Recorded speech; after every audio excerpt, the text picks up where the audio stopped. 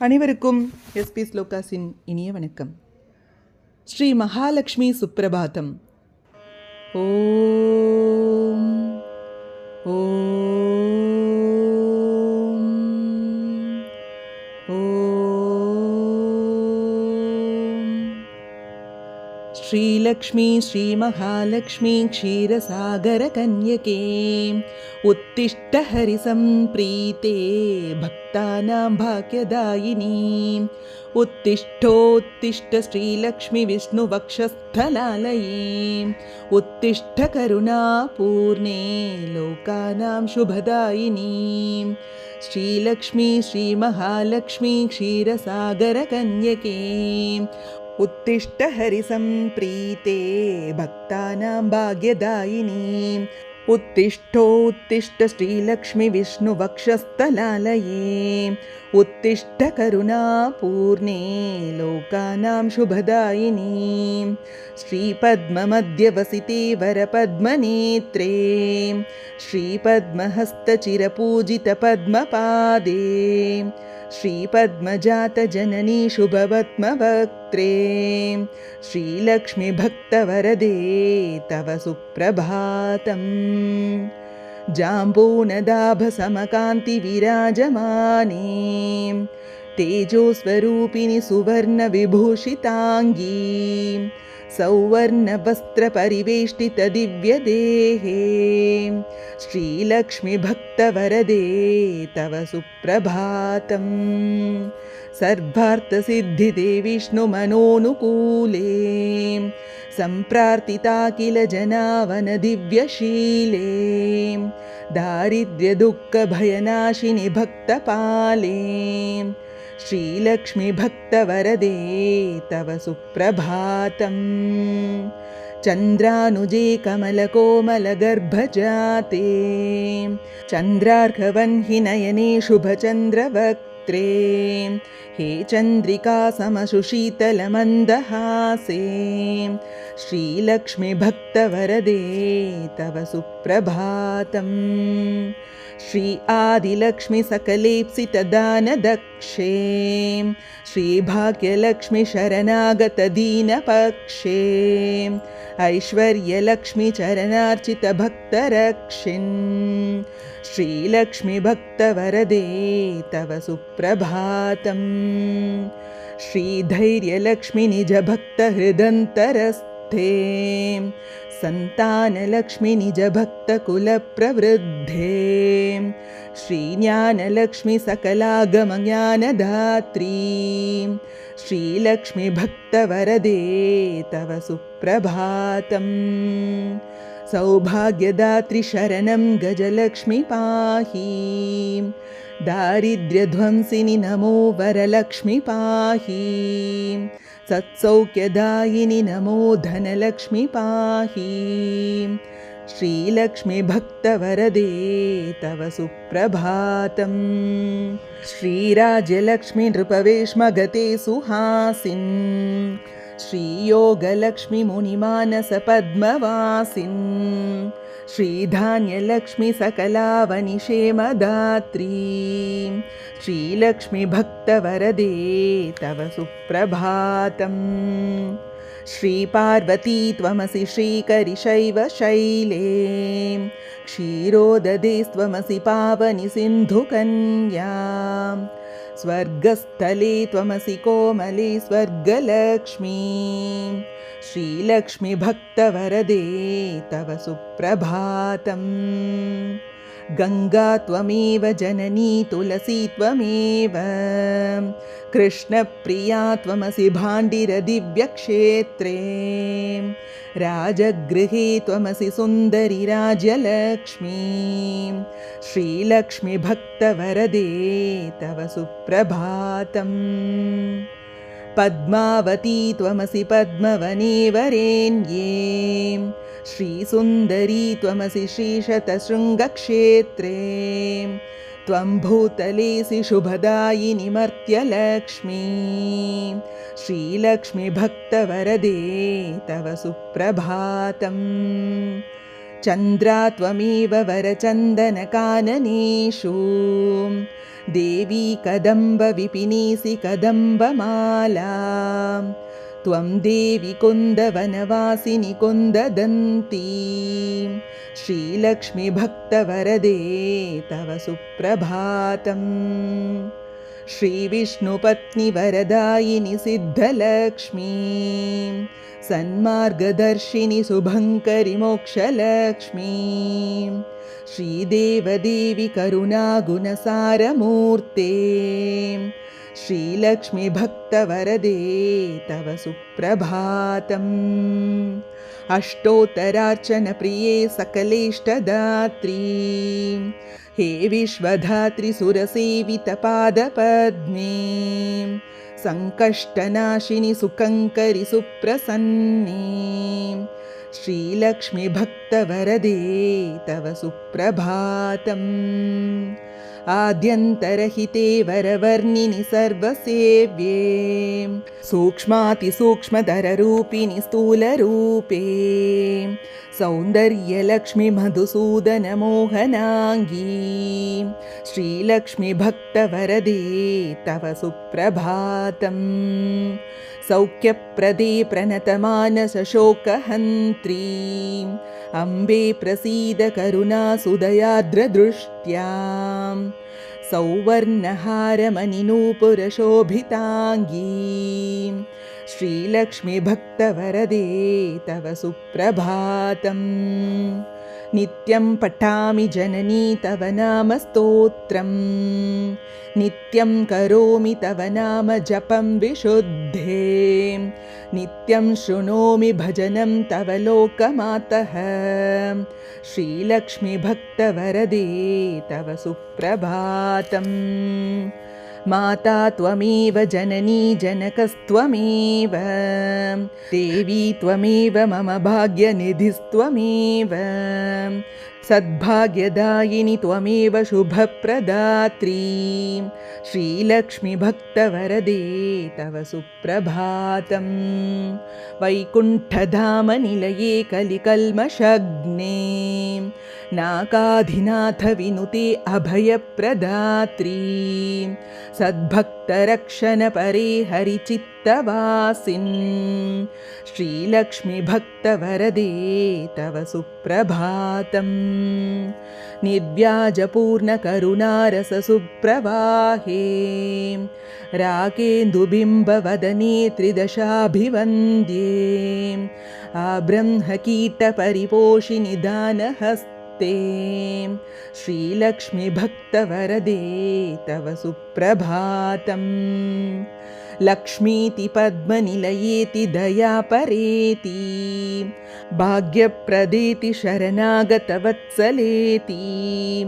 ध्यायामि देवि परिपालय मां प्रसन्ने श्रीलक्ष्मी भक्तवरदे तव सुप्रभातम् श्रीपद्मनेत्ररमणीवरे नीरजाक्षी श्रीपद्मनाभदयिते सुरसेव्यमाने श्रीपद्मयुग्मधृतनीरजहस्तयुग्मे श्रीलक्ष्मी भक्तवरदे तव सुप्रभातम् इत्थं त्वदीयकरुणात्कृतसुप्रभातम् ये मानवाः प्रतिदिनं प्रपठन्ति भक्त्या तेषां प्रसन्नहृदये कुरु मङ्गलानि श्रीलक्ष्मी भक्तवरदे तव सुप्रभातम् इत्थं त्वदीयकरुणात्कृतसुप्रभातम् ये मानवाः प्रतिदिनं प्रपठन्ति भक्त्या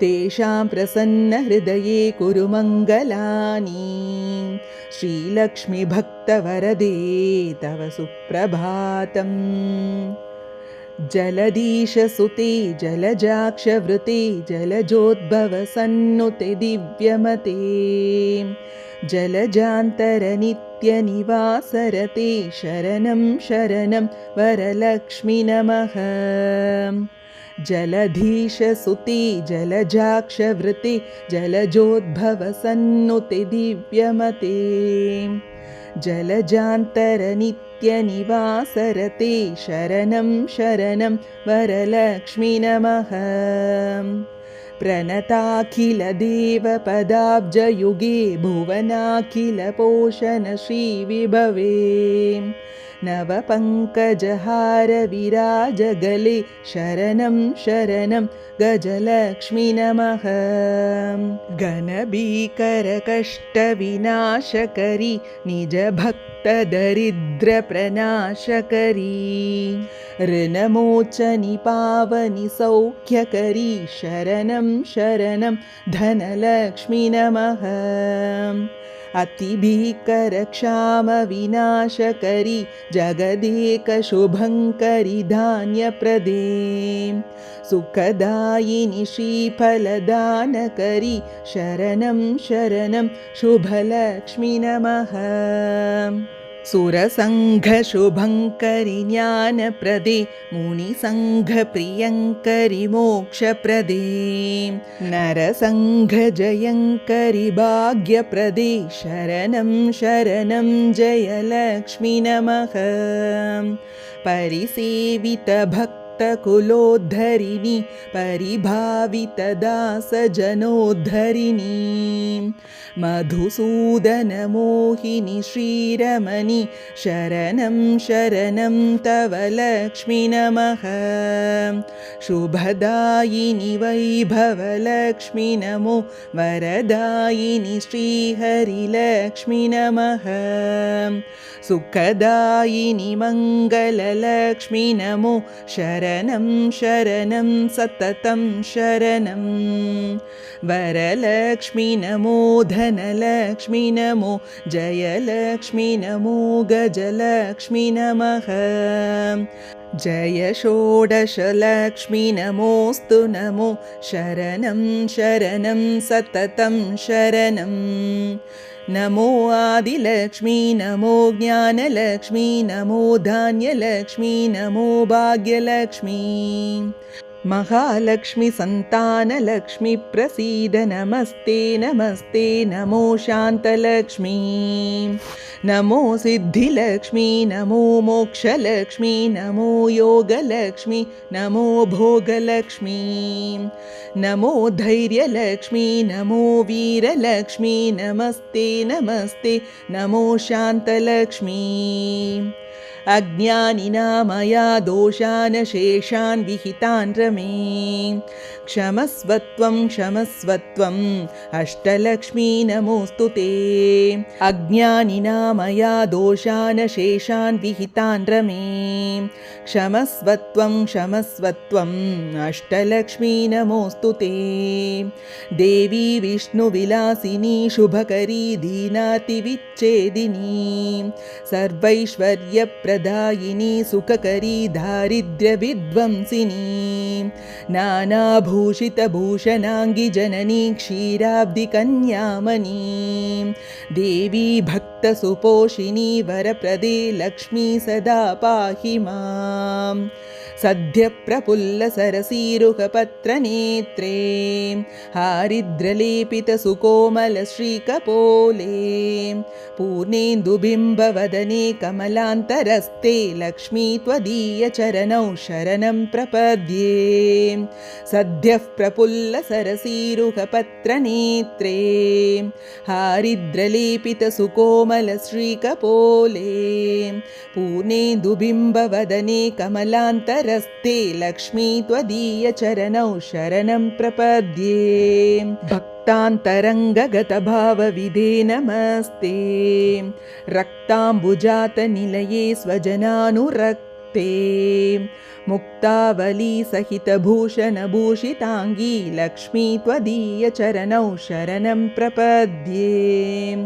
क्षामादितापहारिणि नवधान्यरूपे अज्ञानघोरतिमिरावह ज्ञानरूपे दारिद्र्यदुःखपरिमर्दितभाग्यरूपे लक्ष्मी त्वदीयचरणौ शरणं प्रपद्ये। चम्पालताभधरहासविराजवक्त्रे बिम्बाधरेषु कपिकाञ्चितमञ्जुवाणी श्रीस्वर्णकुम्भपरिशोभितदिव्यहस्ते लक्ष्मी त्वदीयचरणौ शरणं प्रपद्ये।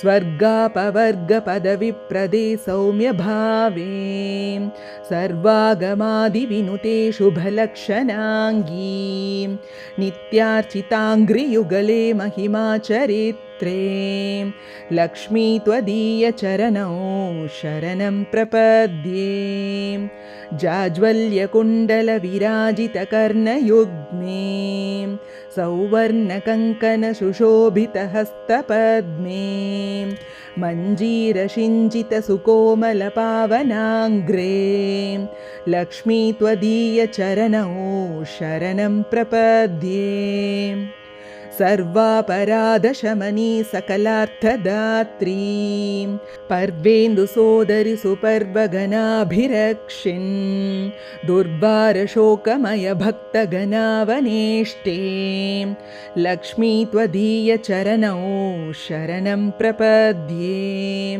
बीजाक्षरत्रयविराजितमन्त्रयुक्ते आद्यन्तवर्णमयशोभितशब्दरूपे ब्रह्माण्डभाण्डजननी कमलायताक्षी लक्ष्मी त्वदीयचरणौ शरणं प्रपद्ये श्रीदेवी बिल्वनिलये जय विश्वमातः आह्लाददात्री धनधान्यसुखप्रदात्री श्रीवैष्णवी द्रविणरूपिणी दीर्घवेणी लक्ष्मी त्वदीयचरणौ शरणं प्रपद्ये आगच्छतिष्ठ तव भक्तगणस्य गेहे सन्तुष्टपूर्णहृदयेन सुखानि देहि आरोग्यभाग्यमकलङ्कयशांसि देहि लक्ष्मी त्वदीयचरणौ शरणं प्रपद्ये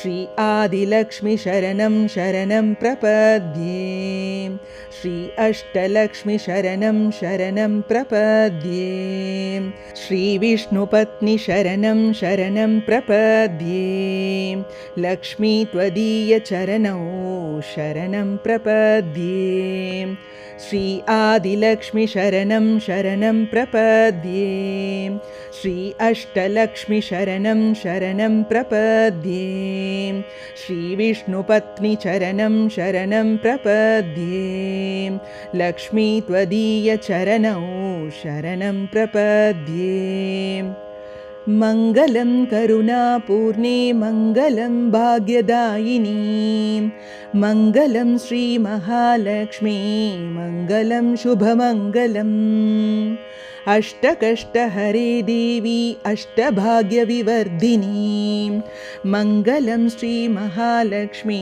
मङ्गलं शुभमङ्गलम् क्षीरोदधि समुद्भूते विष्णुवक्षस्थलालये मङ्गलं श्रीमहालक्ष्मी मङ्गलं शुभमङ्गलम् धनलक्ष्मी धान्यलक्ष्मी विद्यालक्ष्मी यशस्करी मङ्गलं श्रीमहालक्ष्मी मङ्गलं शुभमङ्गलम् सिद्धलक्ष्मी मोक्षलक्ष्मी जयलक्ष्मी शुभङ्करी मङ्गलं श्रीमहालक्ष्मी मङ्गलं शुभमङ्गलम् सन्तानलक्ष्मी श्रीलक्ष्मी गजलक्ष्मी हरिप्रिये मङ्गलं श्रीमहालक्ष्मी मङ्गलं शुभमङ्गलम् दारिद्र्यनाशिनी देवी कोल्हापुरनिवासिनी मङ्गलं श्रीमहालक्ष्मी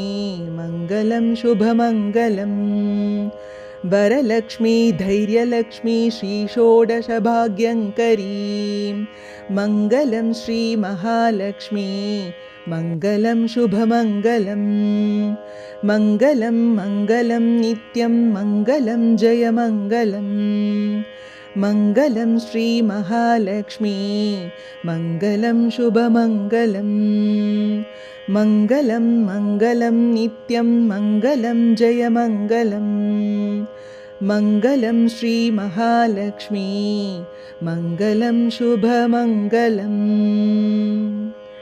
इति श्रीमहालक्ष्मी सुप्रभातं सम्पूर्णम्. பெருமாளுக்கு எப்படி வெங்கடேஸ்வர சுப்பிரபாதமோ அதுபோல ஸ்ரீ மகாலட்சுமிக்கு மகாலட்சுமி சுப்பிரபாதம் சொல்லி காலை வேளைகளில் துதிக்க மகாலட்சுமி கடாட்சம் நம் இல்லத்திலும் நிறைந்து இருக்கும். இது போன்ற ஸ்லோகங்களுக்கும் ஆன்மீக விஷயங்களுக்கும் மறக்காமல் நம்ம சேனலை சப்ஸ்கிரைப் பண்ணிக்கோங்க.